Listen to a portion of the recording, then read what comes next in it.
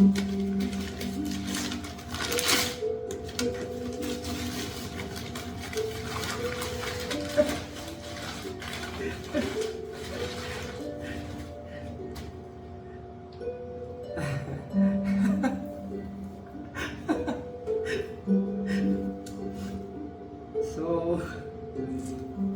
what can I say to my younger self?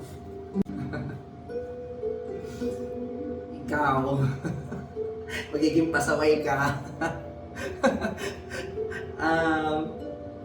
You're gonna be blessed to be born in a wonderful family with loving parents in a Christ-centered home with loving siblings, lovely siblings actually.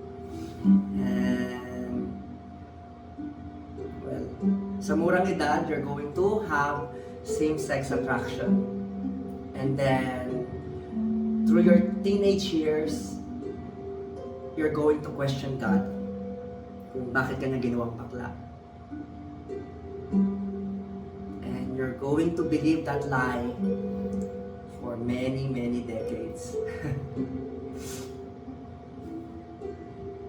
In your early 20s, you're going to forget God, totally forget Him, totally forget who Jesus Christ is, and you're going to pursue worldly things like pleasure, lust, fame, fortune. Pero your life is going to be empty. You're going to be constantly looking for love, affection, and acceptance. Sa paghahanap mo sa mga bagay-bagay na yon, kasi makulit ka, you're going to meet people who's going to betray you, who's going to abuse you, who's going to hurt you, and then you're going to spiral into depression, wherein you're going to commit suicide again, again, and again.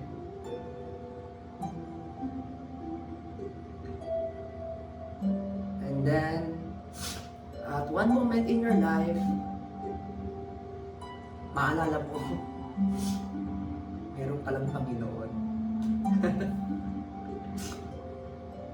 Kung saan ang galing niya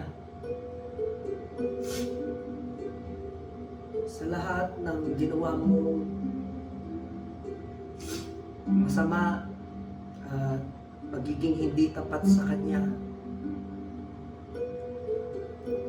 magiging tapat siya bilang tagapagligtas mo, kung saan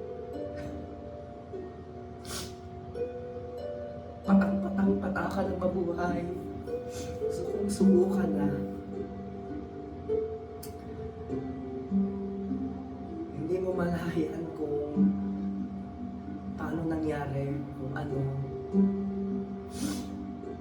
Bumitaw ka na sa buhay, pero yung kamay niya yung nakahawak sa'yo.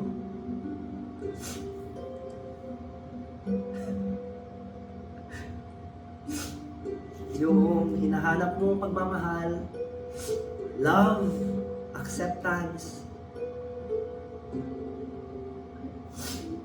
ay matatagpuan mo lang pala.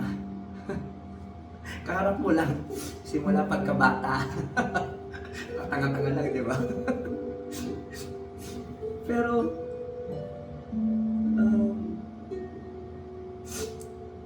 it's amazing. You're going to experience God's love and God's grace. At yung mga kasinungalingan ng demonyo kung saan pinaniwalaan mo ng napakatagal na panahon na isa kang bakla ay hindi pala totoo.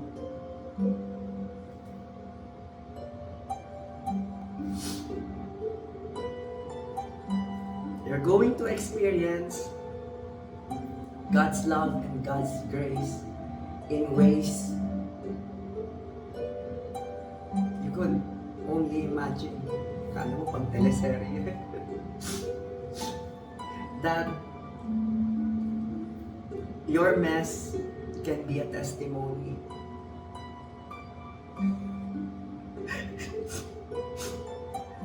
From fishing for man, the Lord will use you to be fishers of man. And lahat ng kasinungalingan, lahat ng brand na pwedeng itapon sa'yo will be changed. Because I am a child of God. I am forgiven and redeemed. I am a new creation. I am justified. I am loved deeply and unconditionally.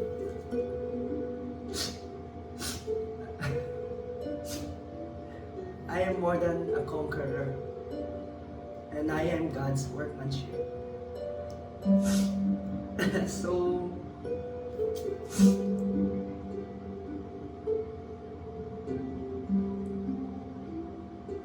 yung hinahanap mo,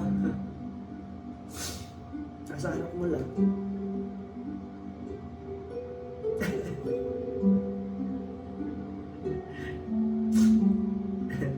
Thank you, Jesus. Thank you, God, for the second life. To spend time with my family, to make new friends, and of course, to serve you.